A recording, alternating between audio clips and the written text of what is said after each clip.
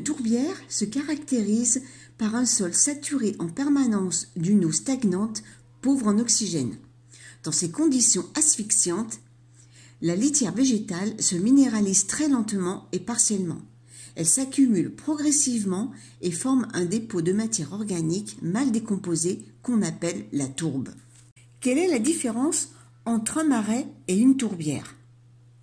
La tourbière, qu'on appelle également au marais, se caractérise par une importante couche de tourbe formée par des mousses, les sphègnes, qui ont la particularité de se gorger d'eau comme une éponge. Le bas marais, qu'on appelle marais, est en contact direct avec la nappe d'eau souterraine qui contient des substances nutritives.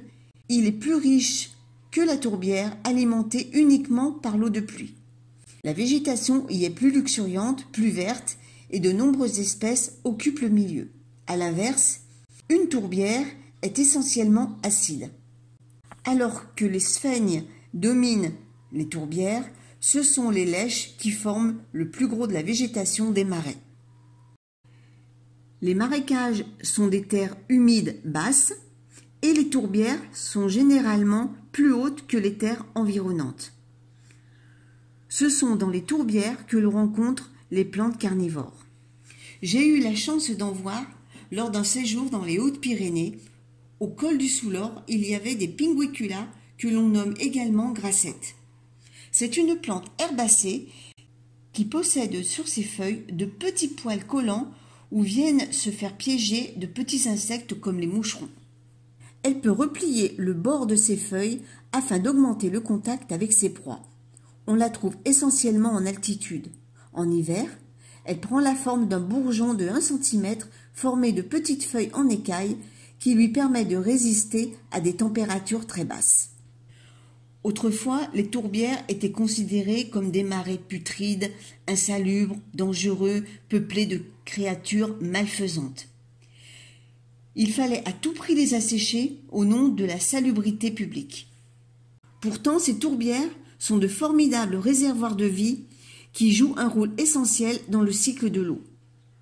Elles constituent des écosystèmes uniques. Elles abritent une faune et une flore spécifiques que l'on ne rencontre nulle part ailleurs. Grâce à sa grande capacité d'absorption, les tourbières participent à la régulation des niveaux de l'eau et limitent les risques de crues et d'inondations lors de grosses pluies. Véritable station d'épuration naturelle, elles purifient l'eau en éliminant différents polluants. Elles restituent une eau de grande qualité dans les environnements adjacents. Ce sont des sources d'eau potable à préserver. Les tourbières sont menacées par de multiples facteurs tels le réchauffement climatique, le prélèvement d'eau, les pesticides, fertilisants. Une des causes majeures de destruction des tourbières est également attribuée au reboisement. Durant les années 1960 à 1970, les politiques ont promu la plantation de ligneux en tourbières. Cela a entraîné de profonds bouleversements des écosystèmes. Heureusement, de nos jours, une prise de conscience a éveillé les esprits et cette pratique semble s'atténuer. L'extraction de la tourbe, bien que très localisée, a été également la cause significative de destruction des tourbières. La tourbe est destinée à la fabrication de supports de culture, terreaux horticoles.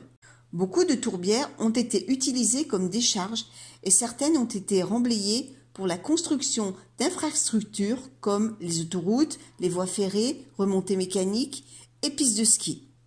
Certaines tourbières sont également menacées par le surpâturage qui, par le piétinement et l'apport de déchets organiques, modifie le milieu.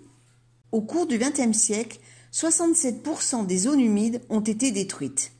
En Isère, 8 arrêtés préfectoraux ont été signés le 16 juillet 2020 pour protéger les tourbières du département. Ces mesures s'appliquent sur 3 secteurs, l'île Crémieux, le Bas-Dauphiné et l'Est lyonnais. 227 hectares sont placés ainsi sous protection. Si cette vidéo vous a plu, pensez au petit pouce bleu, ça fait toujours plaisir, et laissez-moi un commentaire, j'y répondrai volontiers. Si vous voulez me suivre et ne pas rater les prochaines vidéos, pensez à activer la petite cloche.